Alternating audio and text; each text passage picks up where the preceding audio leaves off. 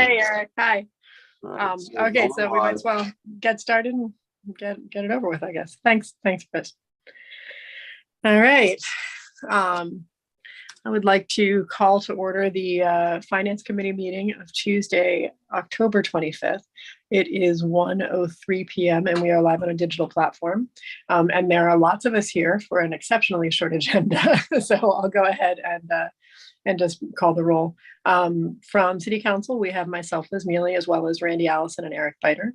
From the administration, we have first and foremost Mayor Derek Slaughter, as well as Tracy Rash from the Finance Department, Gary Narr from Zoning and Codes, Scott Livermore from Streets and Parks, Chief Ongst from the Fire Department, Chris Black from UT, who is required to be here whether he wants to or not, Molly Steele Shrimp from HR, and Peg Woodring from the Controller's Office. We only have a couple of items on our agenda today, and I guess we'll go ahead. Mayor Slaughter, do you have any place you need to get going to? Not particularly. I have 1:30, but that's just right here, so it's okay. I can be a little bit late with that. So you can start with Gary. Yeah, I was going to boost Gary up to that first. Okay, and Zach, while I scan out. Thank you. Yeah. I just figured it didn't seem like you were going to take that long there, and so we might as well get you out of here. Okay. So we're going to deal with item number 2 first on the agenda, a resolution authorizing an agreement for legal services with the city solicitor for the zoning hearing board. Mr. Nutt, go for it.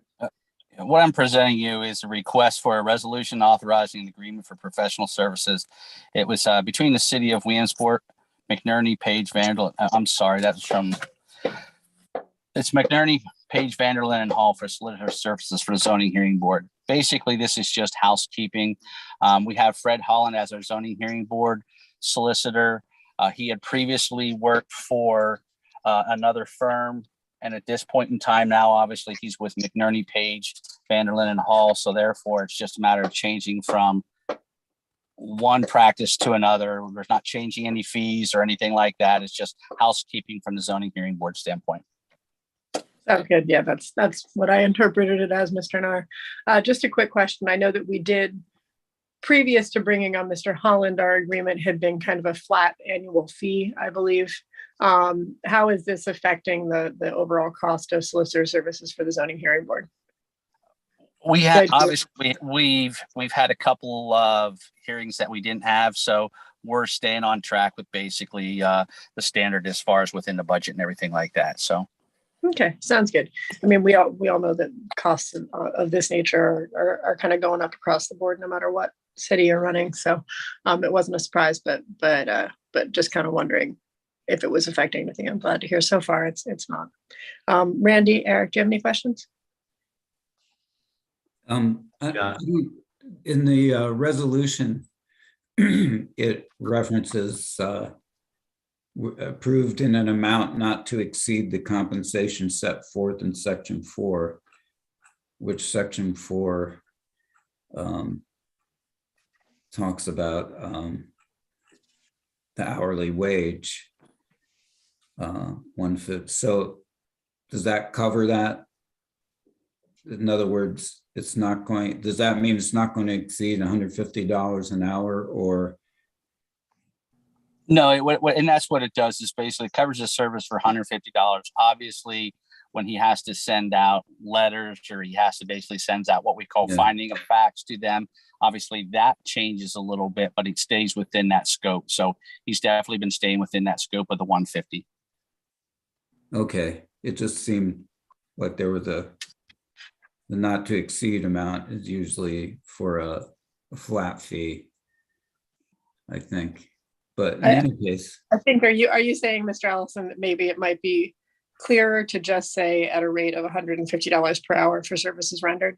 Well, I think if possibly the resolution should be changed to. And not to interrupt you, I did run this by Austin, and Austin was fine with it. So okay, I mean, it's up to you guys, but yeah, Austin did review it and said he had no issues with the way it stood. Mm-hmm.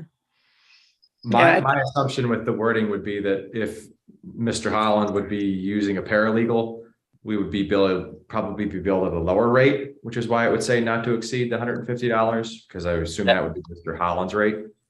That is correct, because what happens is from time to time, obviously, he has other clients that may interfere with that. So he does bring a paralegal on board to do certain things. Okay, because that was my second question.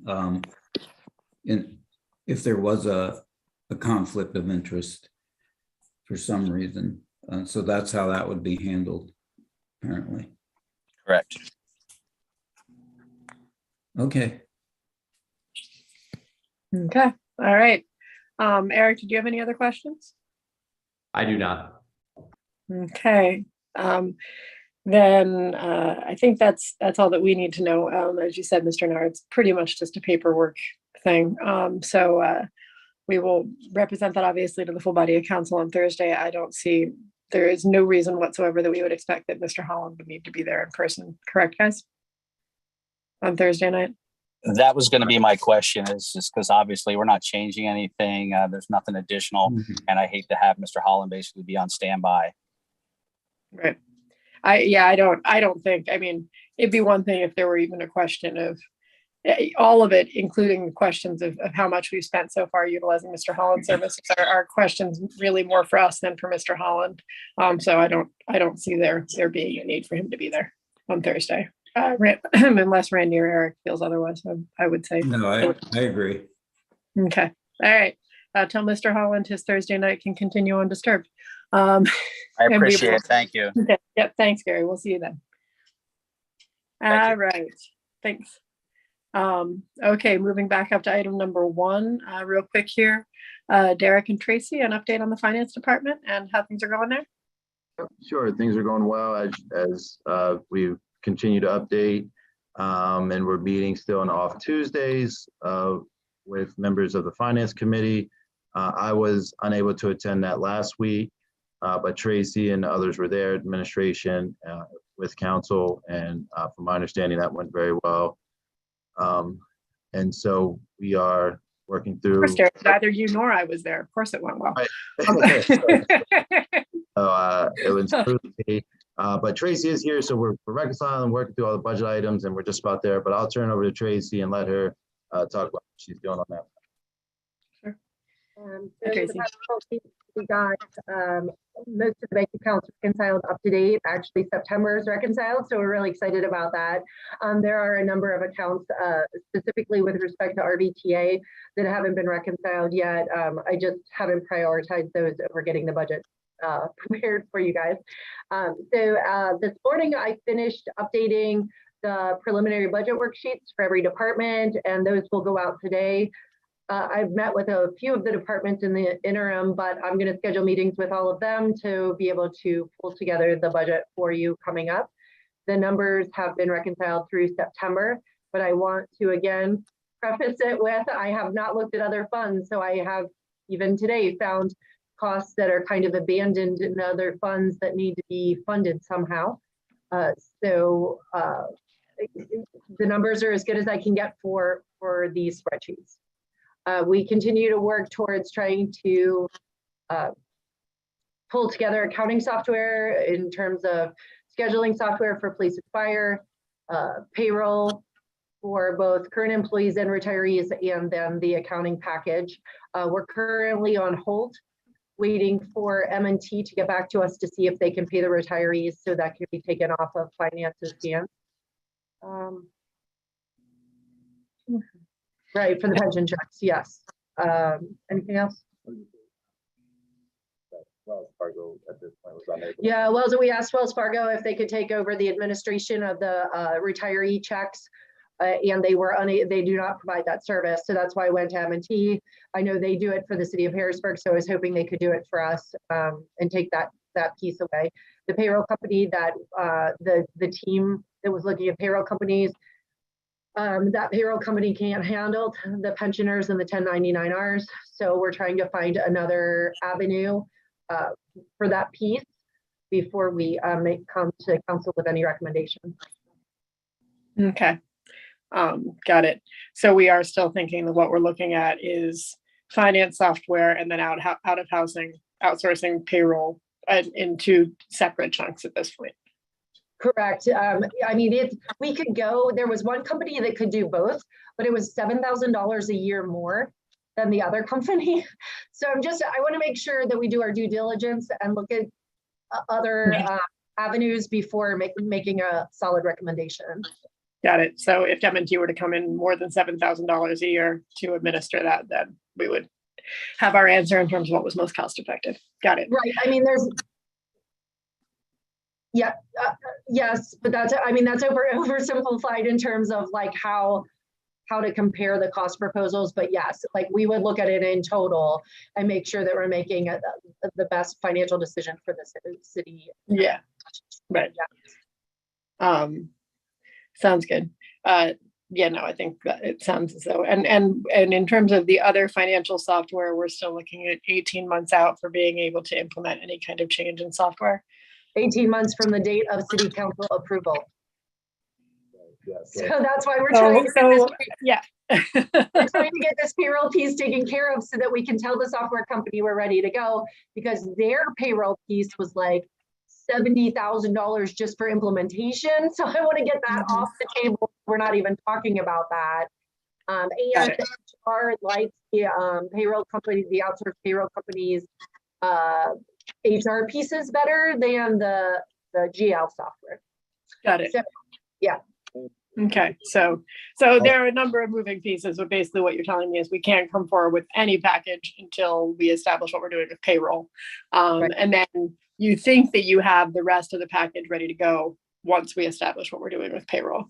And we are looking at obviously funding the payroll chunk out of the general fund budget, but we're looking at the new financial software still coming out of ARPA, or no? So we're working with DCD simultaneously as well. Remember, this was a recommendation in the stamp. Yeah. plan. Okay, so we think we'll be able to get it covered through DCED, the implementation costs.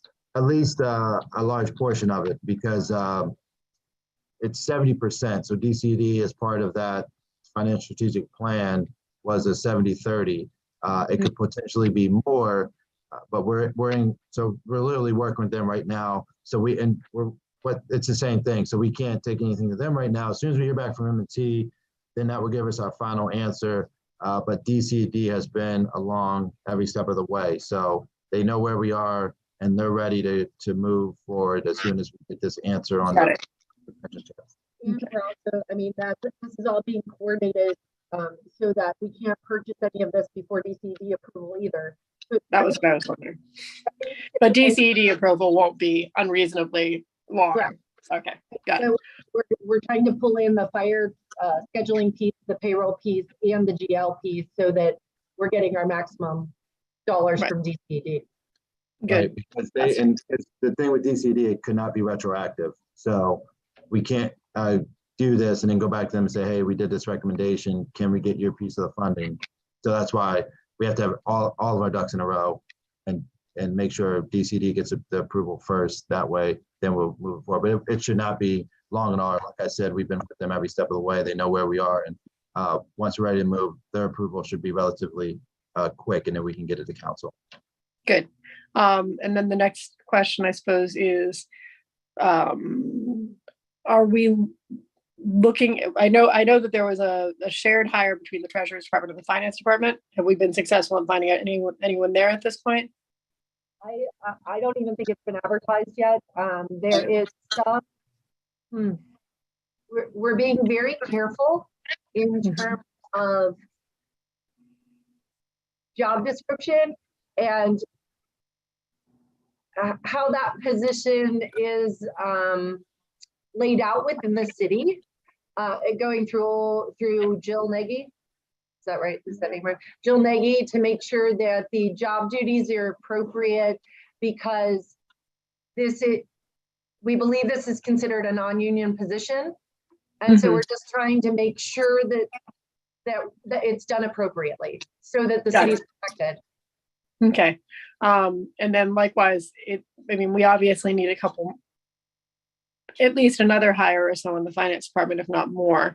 Are we moving forward on that at all in terms of job description? And I'm not necessarily talking about the head of the Finance Department. I'm just talking about some other people to work in the Finance Department. Are we thinking about those, or are we not there yet? No, we're still thinking, we're thinking about that. And Tracy has discussed that previously, and we're looking to see what exactly that will look like. But obviously, the last little bit here, we've been focused on this person first. And like Tracy just said, making sure that the language is correct, so that we don't advertise it in a way that is not what we intended or what council intended. So working at that, and then once we get that solidified, which we're basically there, I think the language is pretty much ready to go now. We went back and forth a few times. I think it's correct. And we did speak to the union about this so that they were aware that we don't want to keep them in the dark, obviously. And then from there, then we can then talk about, again, then just the general finance and department individually and what that will look like moving forward and what the recommendation will be for that. Got it. Got it. And that is nothing that we could receive any funding from DCED for, correct? Probably not. No, I don't think so, because I don't think they're going to fund positions. They're more so looking at software. So I guess I was thinking maybe like training costs in some sort or another, if we were paying for the person to either go to trainings or if we were putting substantial time into training somebody in-house. Now that training, that maybe, I didn't ask him that specific question, but training might be a possibility. Okay. Yeah, I wouldn't expect them to fund ongoing costs, because that would be, in many ways, I think that would just make it worse for us down the road. So, you know, but anything that we could clearly, with the finance department that's been understaffed for a while, there's going to be substantial training needed to try to put things into place. And, you know, and possibly even for the people in the department, you know what I mean? So that everyone sort of knows what their roles are. So if there were a way to get any sort of funding for that, that might be helpful. But okay. Well, it sounds like things are plugging away down there, Tracy. I was a little excited. I did request abatement of the $160,000 from the IRS, and I at least got a letter that said they wanted another 60 days to think about it.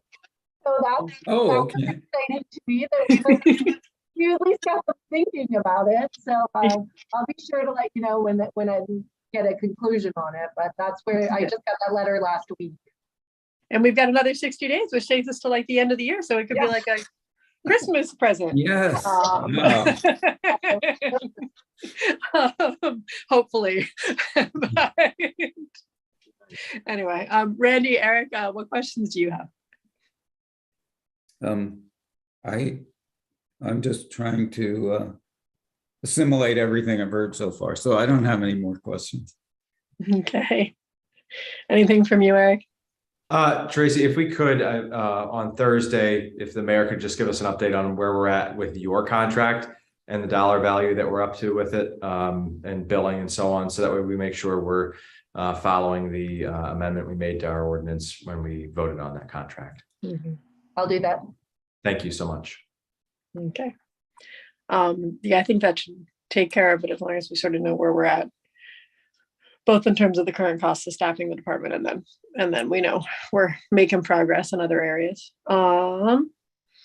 Okay. And so Derek, my understanding is then that we are anticipating having another meeting next Tuesday related to budget. Main reason I ask is that we were slated to receive the budget, I think, next week anyway. And I'm assuming that, well, I guess I'm asking where we're at with that and whether we're looking for another meeting next Tuesday as kind of a last stab at what we should do.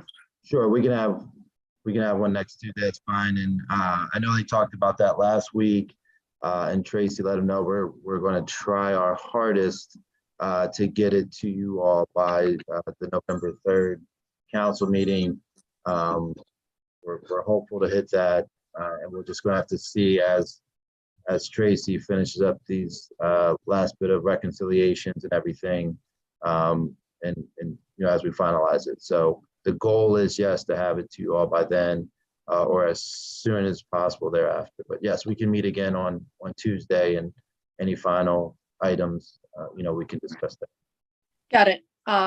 So what I saw, I wasn't present at last week's meeting, But I know that we didn't really have any discussion with the fire department, and I'm not sure to what extent we would need to do that. I know that we had a lot of discussion with the police department, but I'm not certain that we arrived at any conclusion. And the only other, I mean, there are many questions, community development, et cetera, et cetera. But I guess what I'm saying is if there's anyone that you feel needs to be in the room, either because they have questions or because we should be having further discussions with them, I guess I'd appreciate it if you'd let me know who you might want to attend, and then also just let them know, right? Yeah. Yeah, there's still lots of conversation, and we will undoubtedly have lots of conversation all the way through November and December, but at least we got it started early. Right. Tracy just said that the fire department was there last week and they did have some discussion with the fire last week. Excellent. Okay. All right. Anyway, either way, I'll touch base with folks and see, and then I'll let you know who will be there. Okay. Sounds good. All right. Then we will look forward to seeing you guys next Tuesday for further discussions there.